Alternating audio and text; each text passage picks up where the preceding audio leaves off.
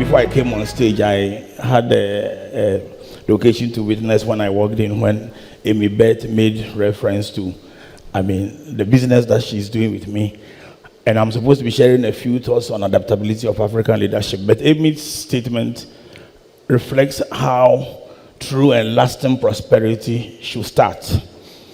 She did talk about the fact that she sells coffee, and I've had occasion to taste her coffee, and I'm like, why do you go about importing coffee or buying foreign coffee when there's a Ghanaian doing it? And I asked her whether she could do one commercialized in the office.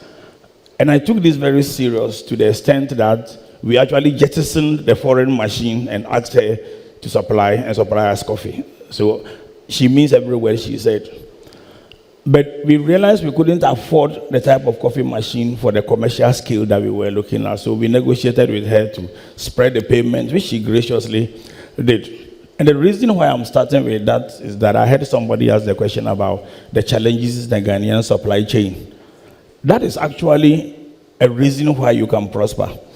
Because I see many people get, as it were, discouraged by the fact that Ghanaians are not honest, they don't meet their word, etc. That's true, but that is why you must find a solution around it so that people who want to rely on those who meet their word will hire your services.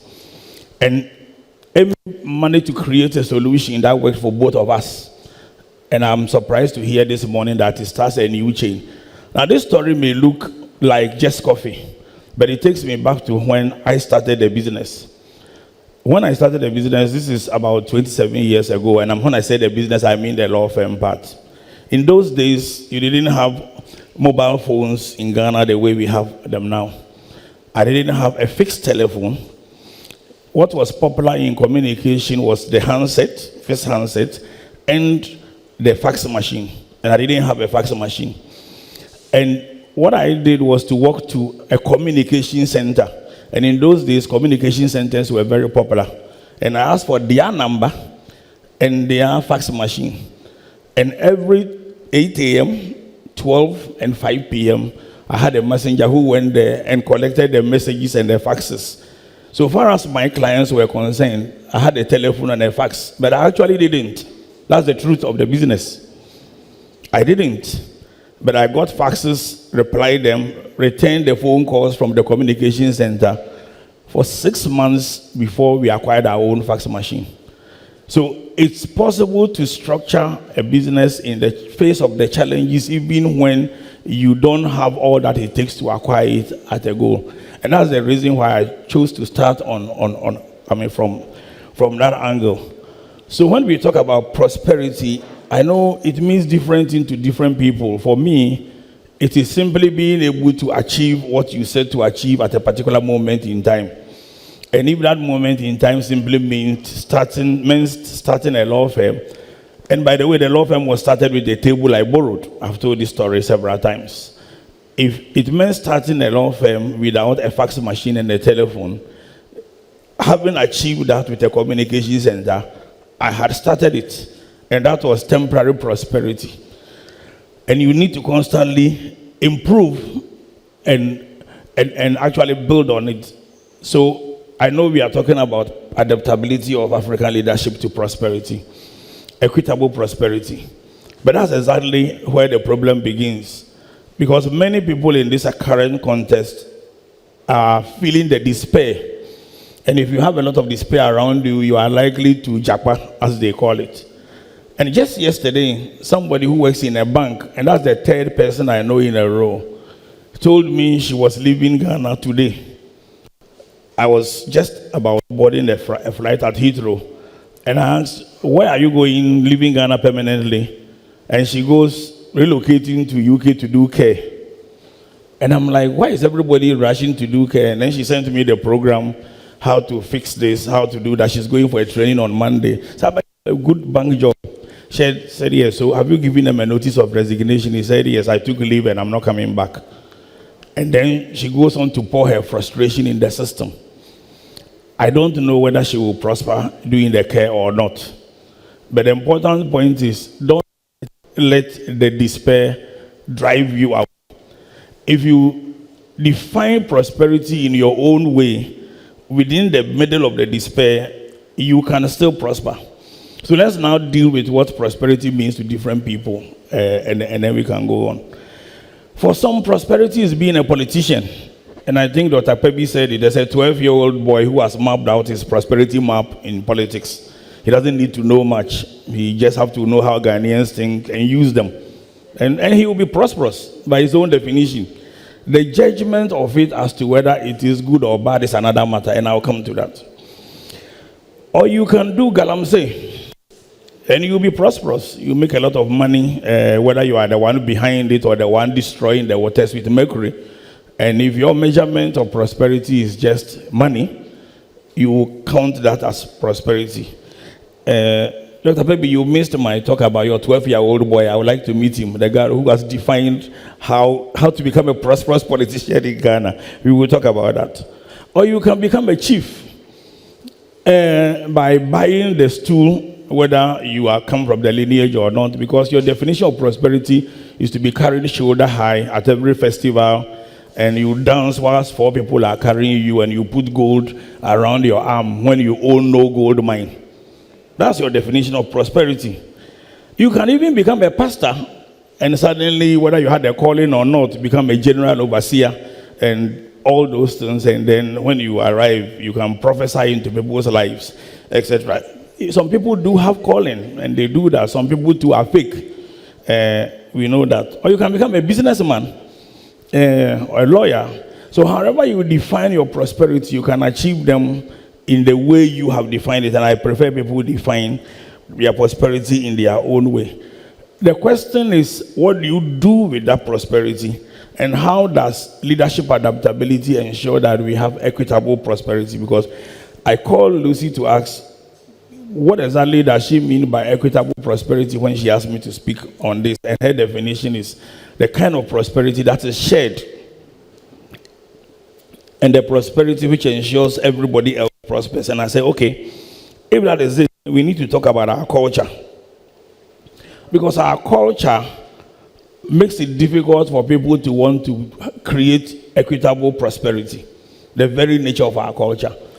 By the way, it doesn't mean we must stick to it. Culture is simply that which we allow to become normal. We can change it. After all, many years ago, it was cultural to cut people's head when some chief dies. I don't think people call it cultural anymore. Neither do I call it cultural when 4 people carry somebody in a palanquin. There is nothing cultural about it. It's simply people who want to be pompous. That's all that I see. Now, but our culture that we allow to happen is the same thing that made a few people sign a bond of 1844 and agreed to make us colonies. And for 200 years, we were colonies.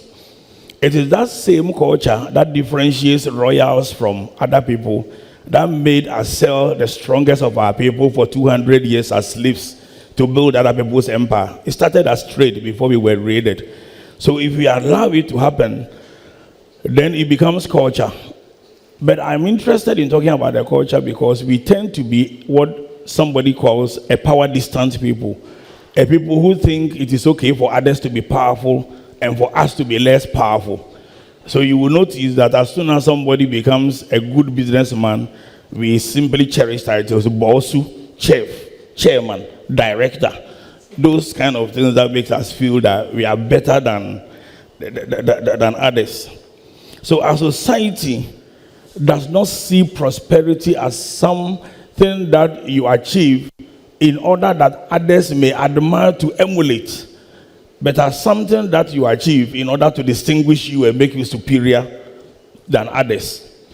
If that is your type of prosperity, then that's not exactly what I'm going to be talking about today or encouraging anybody to do. Because you can do that without listening to me. You're a politician. All you need is to ensure at 12 years that the people don't know much.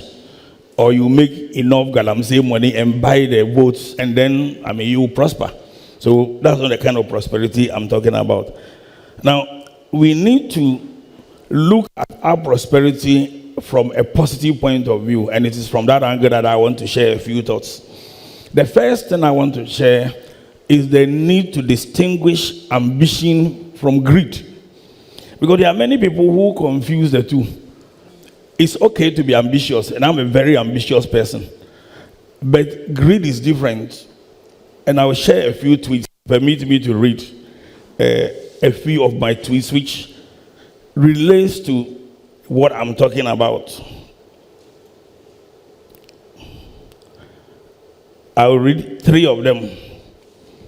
And for those tweets, the first one was on September 7, 2022. I said, enjoy success, but avoid pomposity and greed. The two can reverse the very attitude that made us successful. Pomposity makes us think we have reached the peak and ought to be worshipped, whilst greed changes the brain's creativity into a machine designed to grab what others create. Let me go to the next one. The tragedy is not in the greed of leaders. It is the poor masses who fight each other in defense of those whose greed made them poor. They forget that wealth comes from creativity, but greed destroys innovation by turning the brain from creative organ into a grabbing machine. And I talk about greed a lot and ambition and the need to avoid it, because many who achieve then suddenly think that they alone must achieve, and they don't want their success to be equitable. Why is Lucy organizing Bold New Normal? Why is this a 3rd edition? She could stay in her success and live in her, peace in London, and I flew in yesterday. Why am I here early this morning? It's because some people believe in sharing. Why is Dr. Pebi here going all over Africa trying to share so that others can prosper? Because real prosperity is the one which leaves a legacy, a positive legacy, not the kind of legacy where the prosperity destroys the waters we drink, but the prosperity encourages others to achieve their own ambition in a positive way, and then they will share what they have achieved. Because a few years from now, some of those who may be inspired by what Lucy is doing today will be sharing similar stories and will grow Bold New Normal to become bigger, or create their own Bold New Normal as well. So it's important that we share. Now, to achieve your ambition, it is easier if you start from where you already are and what you already have. Because many people look at achieving by looking for what they don't have. And the question I get asked anytime I make this statement is, what do you have? Everybody has. Absolutely everybody has. A lady who spoke to me, who is a mentee, asked me this same question, that she doesn't have any talent. And I asked her to think back to her youthful days. What did she like? And she said she liked talking to flowers and all that. It sounded like something stupid to her. And I said, no, actually, you are somebody who may be a good public speaker. And if you not explore that talent, what exactly do you do? We've been discussing it. Next week, she'll be having her first public speaking event, and she's already being paid for it. What was put in you to be talking to flowers when you are young is something that God placed in you. Somebody also once walked to my office. He had been sacked from 2 jobs. Both jobs were in the airline industry. And I asked the question, what exactly do you love doing? And the answer was, to sell tickets. I just enjoy helping people travel. And I said, but why don't you start on your own? And the answer was, because I don't have money. And I asked, how much money do you need to start this? He said he needed, that was those days, 1,100 Ghana cedis. What do you want it for? To buy a computer, etc. I said, but why do you need a computer? Why do you need to buy one? I told her my story. And in front of him, I called the person who I know who sells my computers and asked, can you give this person a computer on credit? I'll guarantee it if he doesn't pay. Today, he's built his own house. He runs one of the most successful travel agencies around. From just hiring a computer and doing her travel agency. Just start with what you have and what you love. And what you love is very, very important. If you don't love it, it will become a chore. You just would think every day that it's difficult and you are starting and it's difficult. But you can also prosper from what you hate. That I'm sure surprises a lot of people. What you hate may be a sign of how you need to prosper. Because if you hate it enough, then you need to work towards eradicating it. And because you work towards eradicating it, you ensure that others who hate it also benefit from it. Now, whether you are starting from what you love or what you hate, you have to structure it in such a way that you will make money from it. Because people who love what you love will pay for it. Because they love it, but they can't do it. And people who want to eliminate what you hate may want to pay you for eliminating it. Now, each of us can identify something we hate or something we love. And it's also important to start from exactly where you are, because we all are a collection of our experiences, and no previous experience is bad. Every experience you've gone through builds you for the current experience. If I'm to tell you my childhood stories, living in Konongo and going to the farm and all the rest, I can assure you it plays a role in what I am today. In those days, I thought it was a misfortune, but it shapes you into what you become in future. So I think it's important to look at it from that angle. The other thing to ensure you do is not to be looking at it from a point of view of achieving fame. Because many people simply try to succeed because they are trying to be famous, or they are trying to be better than others. So they have all the kind of pressure, the social pressure and all those kind of things. So they are not focusing on what they seek to do by delivering the solution or making it better, but just because they've set for themselves their own benchmark of fame. Then, of course, I've talked about pomposity already, and the fact that we do these things in order to.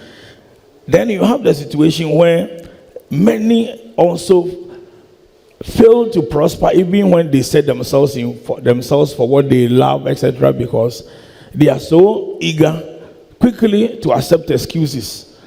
As for the excuses, there is always one. Do you always find one? And there's always a reason why you should not do what you want to do. If you want to know the group which is easy for them to stop what they want to do because of excuses, look at the politicians. That 12-year-old boy, if he becomes a politician, will use every single excuse outside Ghana as a basis for not doing what he or she promised to deliver. And I'm not talking about current government. They all do it for the past 30 years. Each of them is always external factors. But when we criticize them, we should remember that we as individuals have the same fault. Because the least excuse may be the reason why you don't want to wake up in the morning, as the Bible says, yet a little sleep, a little slumber. I'm not saying you don't sleep, but too much slumber will increase your days of poverty. So the excuses, anytime you have the chance to have an excuse, just check whether it is a real excuse or you can overcome it. Because the reason people are unable to at times attain their goal or get to the prosperity they desire is because they take all the excuses and suddenly they try to intensify what they want to do, quote and unquote, at the last minute. Consistency is more powerful than intensity. If every single day you did something about it, you will find that you attain that discipline. And that's what all that discipline is about. That enables you to be able to achieve the prosperity. And I'm speaking from example of what I have done. Every single day, do something about it. It doesn't matter how big it is. And a good example is when I sought to develop our office. Our office is a multi-million-dollar office, and I mean every word of that. We didn't have the money. The only money I had was the money for the foundation. And I did a competitive bid. I brought a contractor. The contractor, when he won the bid, asked me, so what is the budget for this based on my proposal? And I said, the only money I have is the foundation. The foundation, he said, and you did a competitive bid. And I said, what is your problem? If you do the foundation and I pay you and you go away, what will be your problem? In 3 years, we finished it. It's that ability to decide that I have to do something about. Before we got there, it had taken 3 years getting somebody to do the design, paying for it, seeking permit, etc. Now, if I had not started with that foundation money, the day I got all that money, you will now have to do the design. You now have to go for the permit. It will take you 1 year. At times, all it takes is to make a telephone call that day. And you will have taken a step towards prosperity for that simple telephone call and move. Somebody's prosperity will begin today by speaking to somebody when you leave, or the decision to come to this may be the beginning of your prosperity and continue acting on it. So I think that's quite an important thing that we must all take note of. Let me address one part of our culture: the difference between our individualistic attitude and our collectivistic attitude. Incidentally, when I did my doctorate recently, my thesis was focused around that. And it is focused, it sought to look at what makes businesses in Ghana do the things they do, and how is the business mindset. There's something I have noticed. We are a very collective society when it comes to funerals, outdoorings, doing things that bring us together. Me, I'm a Gan, I'm a Fanti, I'm an Ashanti. So that we are collective. But as soon as it comes to prosperity, we are very individualistic. The very same people who will contribute to somebody and do outdooring are the same people, when it comes to prosperity, they want to prosper alone. We are very, very individualistic. It's a culture that we need to take a look at if we want to really prosper as a nation. But why is that important? It is the reason why we cannot form partnerships. We just can't form partnerships because the partner is going to be equal to me. We can't hire professionals because you look at a professional, he's charging me that I've made this money. Why am I paying him so much so he too also will be prosper? We can't have a situation where, and Koyo made a statement about giving equity to people he have worked with. We can't have a situation, we can't have a situation where we share our prosperity to those who have helped us achieve the prosperity. It operates in several ways. There's a story of a Nigerian, very wealthy man who asked for all the wealth to be used to bury him. I don't know whether that story is true or not. I've heard it. But I will tell you what I know also about a Nigerian, and I'm sure there are Ghanaian examples. This one is true.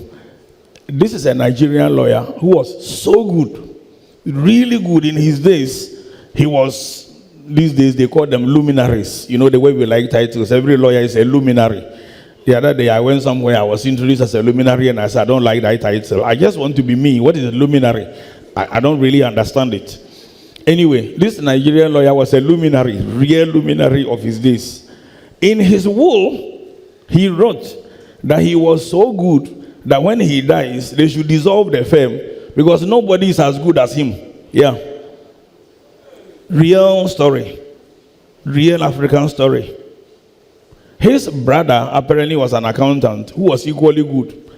His firm still runs. This other one was dissolved. Nobody could be like him. That kind of mindset, we may be saying, but it's common among us. It's very, very common among us as Africans and Ghanaians, and it operates in very, very subtle ways. One of the ways it operates, which unfortunately we mistake it for something, and I need to talk about it, is the difference between competition and competitiveness. I don't compete, but I am very competitive. Now, competitiveness means being your best at any point in time, and when you become your best, try to be better than your best. I'm constantly trying to innovate and get other people around me to innovate, so we are better than your best. Because remember, well, I don't know if everybody here believes in God, but I do. And I think God gave me a path. And in that path, if I achieve my best, I should become better. Everybody's path is different. Now, competition is where you want to be better than the other person instead of better than your best. And so for people, instead of prospering, they are only satisfied with their prosperity if their prosperity is better than another person's prosperity. Which is why There are some people who get into politics and they cannot, for example, let everybody prosper because they need to steal enough in order to be better than you. Or he becomes a church, he forms a church, and he needs a number of titles in order to look better than everybody. Or a businessman, and when he packs, you must all come around and collect his books and his cars, etc., etc. So that's how their mindset works. It's a competition mindset of I'm satisfied only when I'm better than the other person. If you have that kind of mindset, you can be prosperous, all right, but it's not equitable prosperity. It's not the kind of prosperity that you want to share because your prosperity is driven by being better. And you see employees as tools that you must use and become better than them. Now, you get surprised when you get to 60 or thereabouts and you suddenly realize you don't know what to do with your wealth. And you realize you can't go to the grave with it. We all know you will die one day because you've never planned what to do with that wealth that you have created. So we need to have that understanding that wealth is created or prosperity is created so we can leave a legacy. And that legacy is best when it is shared. When others believe that you have impacted on them. I'm a lawyer. Not everybody in this room is going to practice law. But whatever I have said may impact on them. Lucy is not a lawyer. She's impacted on me. Vice versa. And he's a doctor. And doing things impacting on many. So we need to look at things from, and we need to look at leadership from really what leadership should be. Unfortunately, we have developed a culture where leadership is more about occupying a position and being special than delivering a specific result. If you are a good leader, an equitable leader, you need to deliver results. And delivering that results also require that you set something that you need to deliver. Now, let me read a set of tweets again. And I will come back to that. These tweets relate to vision of a leader. And I will conclude shortly. Every good leader has a vision. And you need to deliver on that vision. But at times we mistake the vision. I said, this was on August 22nd, 2021. A leader may set the vision, but the implementation requires all hands, sacrifice and endurance of hard times. So unless a leader gets followers to buy into the agenda and the sacrifice required, his or her transformation march is just a lonely walk to nowhere. The next one is similar. Followers never follow unless they trust the leader and feel motivated to follow. Leaders who fail to build trust and motivate followers are engaged in self-deception or are on a lonely walk, for there is no leadership where there is no followership. You know, we call ourselves leaders and we may set a vision, but you need to get people to buy into the vision. So you do it collectively. Now, people will not buy into the vision unless there are two things present. The first thing that must be present is that they must trust the leader. And we forget the importance of trust. And to be trusted, you must just keep your word. If you failed, admit you failed. You are not a superhuman being. This is what made us fail. Let's try again. Once you are consistent in keeping your word, you have developed that integrity and they are likely to follow. The other thing is, once you build that integrity, let them also find themselves as part of that vision. Because each person wants to succeed. And their success may be enhanced by your success and the role they play in it. Now, if you look at it that way, then it becomes very easy to build equitable prosperity because everybody sees himself or themselves as part of that. And if you do that, you shouldn't have challenges having people follow you. And it's from that angle that things like this and all those things really help. And I think it's important that we see things from that angle. You cannot sustain growth if the growth is growth about you alone. And equitable prosperity means that which in the long run is also sustained and goes beyond whoever started it. And if you look at it from that angle, it helps in your attempt to prosper. Now, finally, it's important, and I think Koyo Kutobuasi hinted at that. The world is always changing, constantly changing. So what made you start and prosper may not necessarily keep you prospering. Now, the real thing about prosperity is not that you are ahead. Now, no matter how best you are at what you are doing, somebody will try and copy, especially the people who like competition. They will be copying. The good thing is not just succeeding or being ahead in your industry, but keeping going ahead when others are catching up. And the only way to do that is to constantly innovate. And if you do that and you get everybody involved, you will liberate the spirits of all those who are working with you, and they will each contribute to the innovation. And based on the trust, you are going to succeed together and prosper in an equitable manner. Thank you.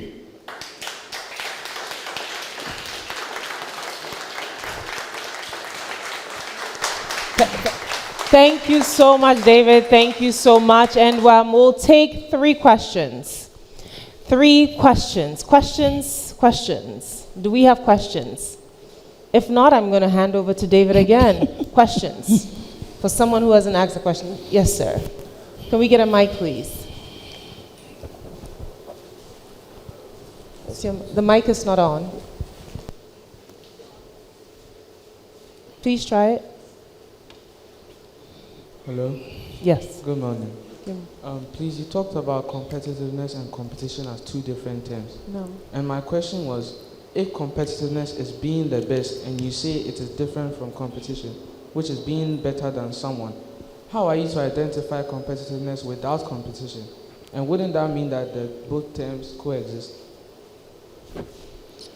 Shall I answer? You want yes, to take the 3? Please answer, yes. Very simple. I think you didn't hear me well. I distinguish competition from competitiveness.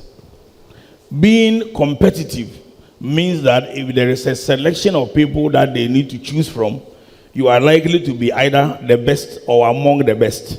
It's very important. It doesn't matter where. So to be competitive, you must be at your best.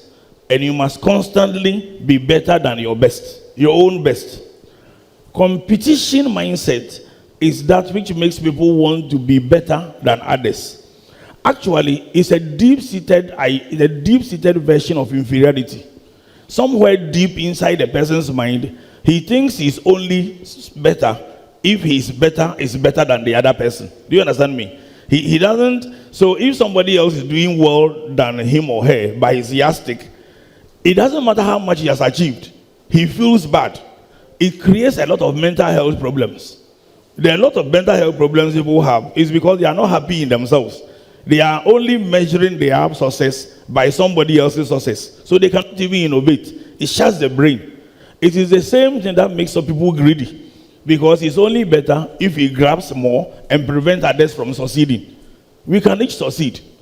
If we see it as a situation where we can also succeed in our chosen fields, then we constantly improve. What did I do the last time? How can I make it better? Constantly. If the other person is also doing it better, so what? Continue improving yours. If you are satisfied only because somebody else is not doing as good as you are doing, then you have a competition mindset. Actually, you have an inferiority complex. Very deep-seated, and you don't realize that what you have. It forces people actually to go into politics, by the way. Because for some of them, they get to a point where they are not feeling good until they can be called honorable. So even the assemblyman on my street wants to be called honorable. And you can see they're doing these honorable things and they want to be called honorable. The feeling of prosperity is how they are called, not how they are achieving and letting others learn from. I hope you get the difference between, Thank you so much. Thank you. And ideally, a question from someone who hasn't been able to speak today. Hello. Someone who hasn't been able. So let's take the question from this lady and from the lady over there, please. From somebody who hasn't been able to speak today. Ask the question. Thank you. Yeah, hi, I'm Caroline. I run a seafood supply business. You run what? A seafood supply business. Good. So you are in good business. Thank you. I'll tell you why. Okay. So you spoke about individuality being the reason why we usually don't do partnerships in Ghana. And okay, one of the reasons. Yeah, one of the reasons. And I've been in the space for some few years, about 5-6 years, and I identified one thing. My main focus has been seafood, and I do restaurants, hotels, supermarkets, individuals. Very often, I get people coming to say, can you add chicken? Can you add tomatoes? Can you do this? Can you do that? Now, there's a place I want to get to with the seafood, and so I haven't really explored that. But over the period, I identified that there is a power in synergy. I realized there are other businesses that are doing like grocery shopping for people. There are others that are into grains. There are others that are into meat processing and packaging. And so I've had conversations with a few entrepreneurs like myself, and I've always been thinking, if we come together, collaborate, even if it's a platform we build, that we put together our strength, because I realized, okay, this person has expertise in this space, and they've built experience in that space for years, and I have mine. Why don't we come together and serve the same people a higher value, like what they are demanding? Yeah. So you don't have to buy your tomatoes from person A, go buy your seafood from me, then buy your grains from, another colleague. Let's come together. Now, we've built our platform internally at Oceans Mall. We built a platform, Pinwheel, to do something of that sort. The challenge has been having that partnership to get that, out there. We are all doing our individual things, and for some reason, it's getting difficult, Yeah, I relate to what you are talking about. How do you bring it all together? Like, how do you locate the partnership, the partnership? Someone as driven as you are, a team that also has, the integrity. So someone is not handling logistics and they've gathered the produce from everybody, but the product doesn't get to the customer. How do you identify these partnerships and then make it work? So be the change you seek. And I'm going to tell you about how I did it or what I have done. And I believe if anybody can do it in what I have done, you can do it. Every single country in the world has some law which prevents non-citizens from practicing law in that country. So I get asked, I have 6 offices in Accra, in Africa. By first quarter next year, we will add 2 more. And people ask, how do you manage to have AB and David in Zambia, Uganda, etc., when there are restrictions? My duty is to look at what I can do within the set of the law legitimately. I don't wait for laws to be made for me. I don't wait. I'm one of the people, I don't understand when people say, amend the Constitution, I'm a lawyer. I'm like, why? There are 1 or 2 things in the Constitution, given the chance, I will amend. Last year, January, I had the privilege of being the guest speaker on the Constitutional Day lecture. And people were shocked. The politicians who were sitting there, when I said I don't believe in this call for amending the Constitution, it is an excuse to explain away our non-performance. That is what it is. Look at Ghana, and I'll come to your question. I know your question. I'll come. Look at this country. Some organizations were first called committee. They say we change their name to commission. When we change, they say we change it to authority. And the more we change it, the more they don't perform. It's true. Look around. I don't want to mention names. Many of them, they keep changing and they say we want to be empowered. The more power you give them, the more disempowered they become. Because instead of performing, we look at the existence of the law and other circumstances. It's the same thing the politicians do. This is why I didn't do this. But what did you do even in the midst of the why? That's very important. So in the midst of the challenges, I didn't go to any country to change the law. I simply sat down with people there and said, we can't have an Africa that we say we are integrating and have 55 countries with 55 different law firms. We must create one. How do we create one in those circumstances? And we've done it. You got some countries we are a partnership. In some countries we are a company. And we decided that it is possible to be operationally integrated, but not financially integrated. Is there a jurisdiction in Africa we can set up and all of us can have a franchise of that? What I created in Ghana, I decided to take it out and franchise myself. You should be bold enough to let go that which you created or part of it. Because at times you get frustrated because you are holding on to something you no longer need. Frustration comes in only two ways. Either you are holding on to something you no longer need or looking for something you don't have. Very often when we are looking for something we don't have, like the one you are talking about, we may also forget that we are frustrated because we are holding on to something we no longer need. Now let me come to your question. Remember when you were speaking, I told you are in a good business. Urban food demand alone between Ghana and Nigeria is $10 billion. That's the industry you are in. It grew from $110 billion to $135 billion this year. And will be hitting $150 billion by 2028. It's just because the nature of our society has changed. So people want packaged foods. That is why Cocoa King happened. That's why Wache Express happened. That's why these days you can call on phone and they deliver the food to you. Otherwise, we used to walk to the fufu shop bar. Now, there are a lot of opportunities. Recently, I delivered a talk somewhere, and somebody asked a question about supply chain. And I said, you know something? If Ghanaian academics have not developed a supply chain around fufu, I have a problem with them. Fufu is a major supply chain industry. And I know this is important. This question is very important to me. Look, we should be going to school to study fufu. We have the mortar, we have the pestle, the wood it's made from. Which wood is better than the other? We should be studying it.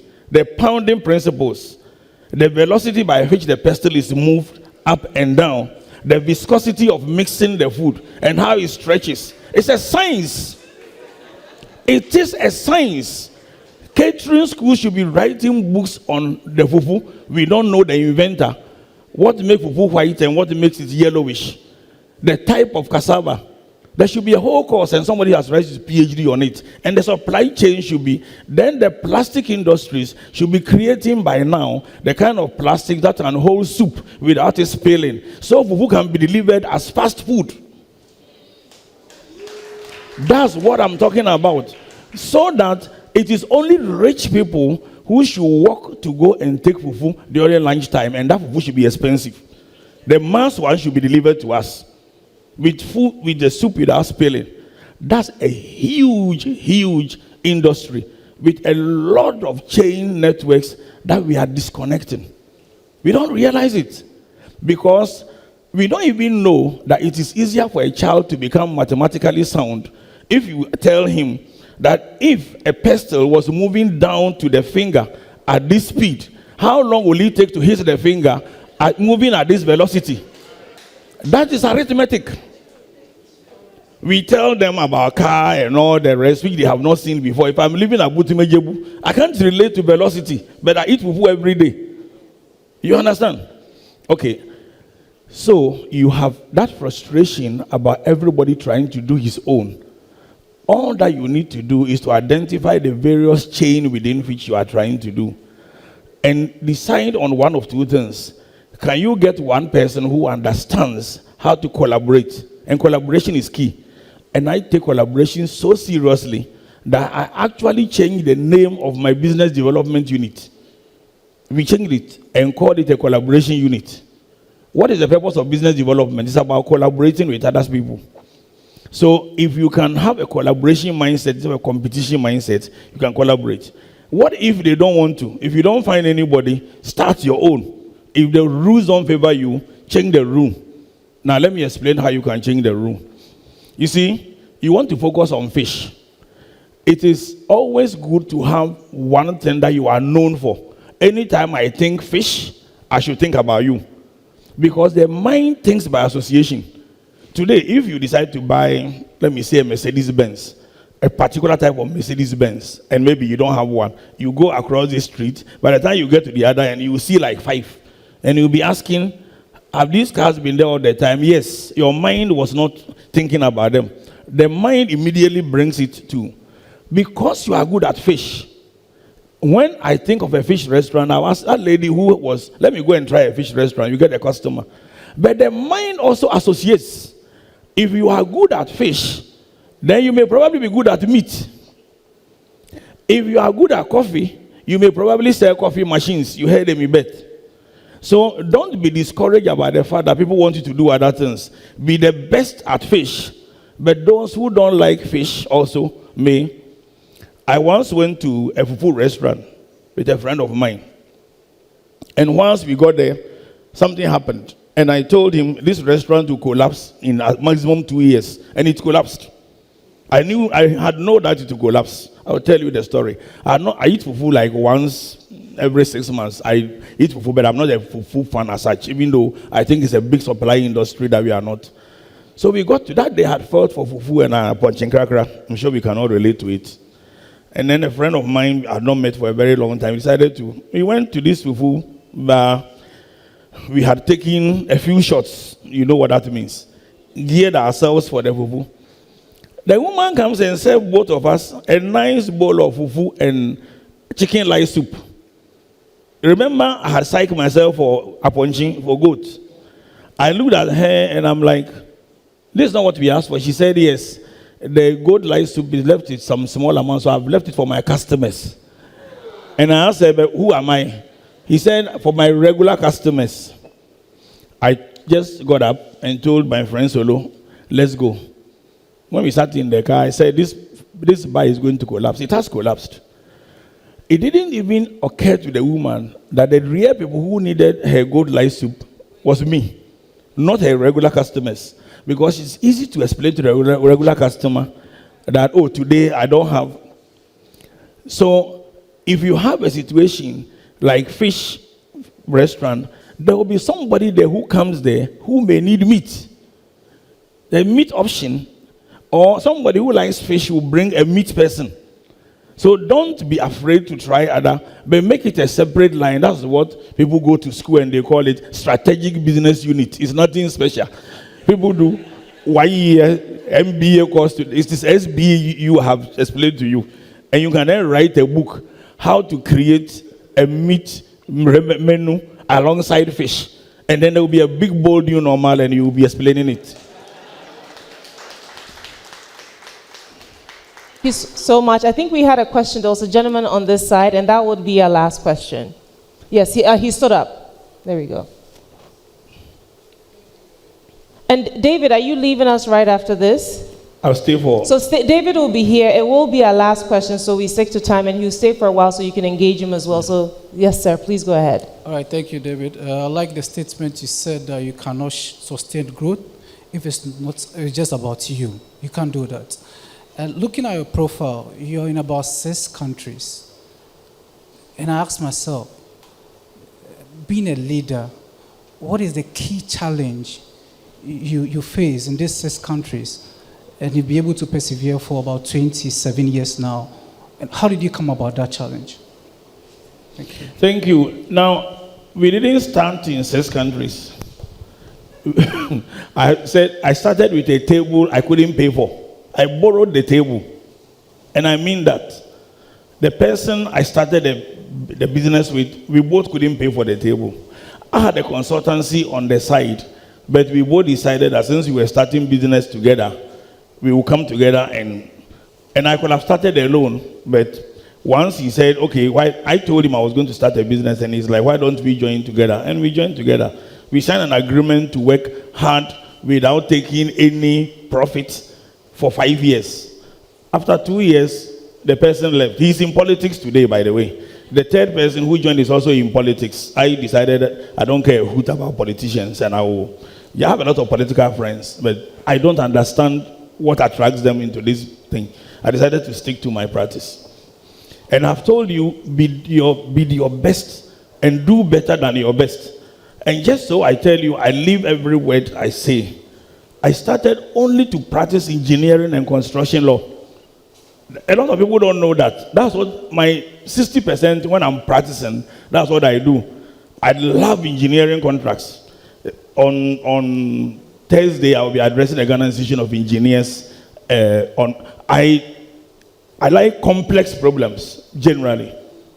But there is the law of association. Once I was good at that, somebody thought, but engineering projects are finance. What about project finance? That's how it started. What about litigation? If I tell you the amount of engineering litigation I have done, you'll be surprised. It includes leading the litigation on the West Africa gas pipeline on fitness for purpose, where I was cross-examining engineers. And when I finished the cross-examination, somebody asked, are you an engineer or a lawyer? I hope you understand. So people then associated other things. And because I can't succeed alone, you bring other people in. Now, when the Bible says, when you light a candle, don't put it under the bushel, put it. If we had achieved something well in Ghana, why can't we take it to Africa? And that's what we did. So today there are about 140 people on the continent in our firm, even though we started with 2 people who couldn't pay for a table. That's the point. You must constantly, and you give each of them the freedom to innovate. I just arrived back in Ghana yesterday. We had a meeting of global law firm experts in London. And then I had lawyers from our office in Zimbabwe, Uganda, Zambia. They were all there. And there are challenges you need to constantly discuss. So we meet at least twice a year. In addition to what I have told you about the offices, we have a network of 30 law firms that we constantly give business to. So some of the network end up joining the firm fully. Now, by the time they are joining, the culture has been aligned. They know how you think. Each country in Africa has a unique culture. You just don't jump about starting to, because your standards may be lowered, the brand you have built may be lowered, etc. So you need to be gradual. And again, let me repeat this. At each point in time, try to be best and better than your best. Now, let me relate that to an example and I'll end there. I believe this in so much that in 2013, we decided to take on the challenge of what is called the Lexcel. We still remain the only African law firm with that accreditation. Lexcel is the equivalent of, let me call it ISO 9000, granted by the Law Society of England and Wales. And they benchmark your practice, that your standards of practice is the best, and they interview your clients, and you are inspected every single year. When we took on the challenge, everybody thought we were crazy, because even some UK law firms fail it. We went for it for 2 years. I led it. After about a year into it, it was clear that Isabel was more better at it than me. And I said, run with it. We have maintained the Lexcel accreditation as the only African law firm with that standard since 2014. Because for me, without a standard that you can measure that this law firm serves client very well, and you can ask a client and the client to confirm, and you can have a third party checking you, what is the standard? So you must constantly improve the standard. With all that I have said, we have recently upgraded even that standard. You must constantly improve. And if you do that, then you bring others on board, notwithstanding culture and all the rest. Get them to understand the standard, the reason why, etc.